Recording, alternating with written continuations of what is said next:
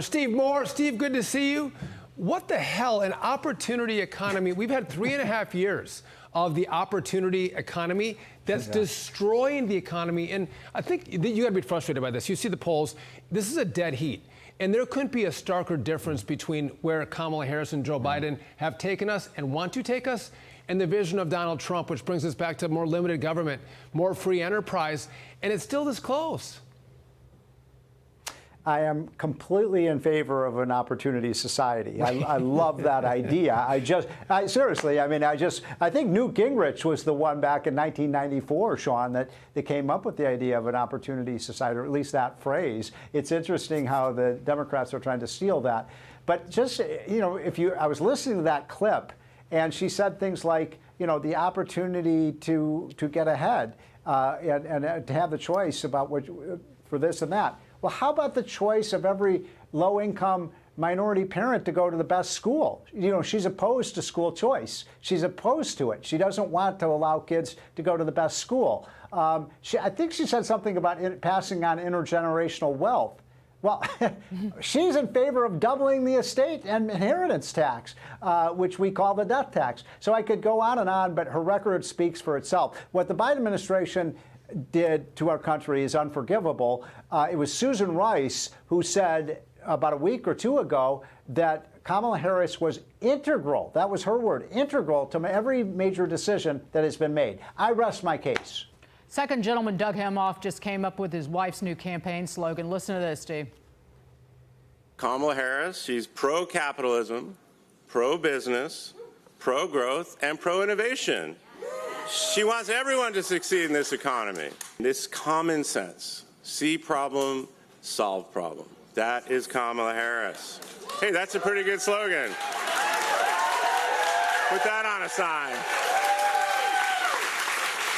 And again, stark contrast to the other side. What is it? Cause problems. He must have horrible breath given what's coming out of his mouth.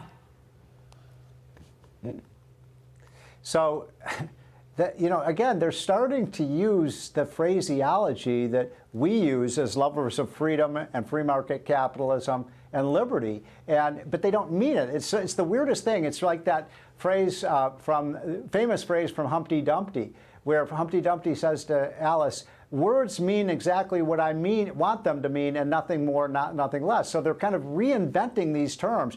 It's very simple. If you believe in freedom, if you believe in free enterprise, if you believe in liberty, you believe in limiting the size of government, right, Sean? I mean, if you want to expand, the more you expand the government, the more freedom you take away from people.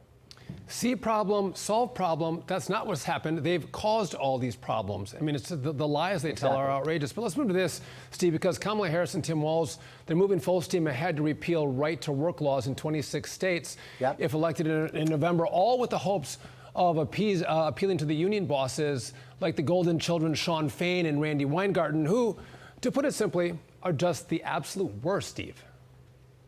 Nowhere in history has Donald Trump ever stood for the American worker.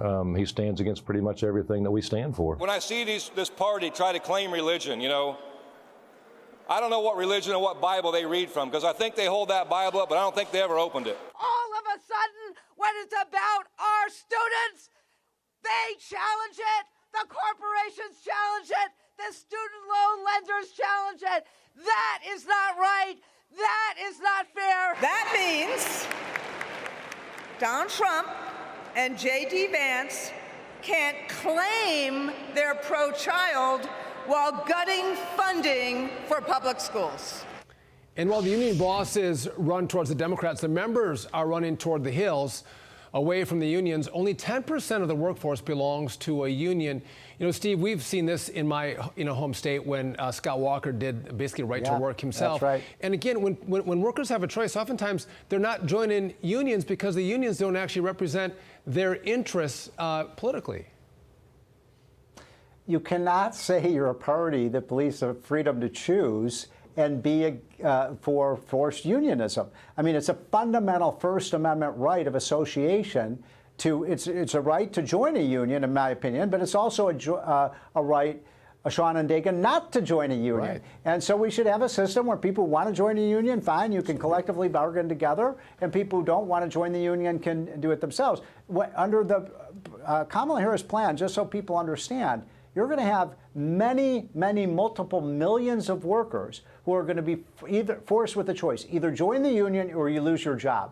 Come on, this is America. It's their America, Steve. That's really, yeah, exactly. They have a vision, but just really quickly before we go, back to what Sean was talking about, she actually said that she's going to lower the cost of living for families.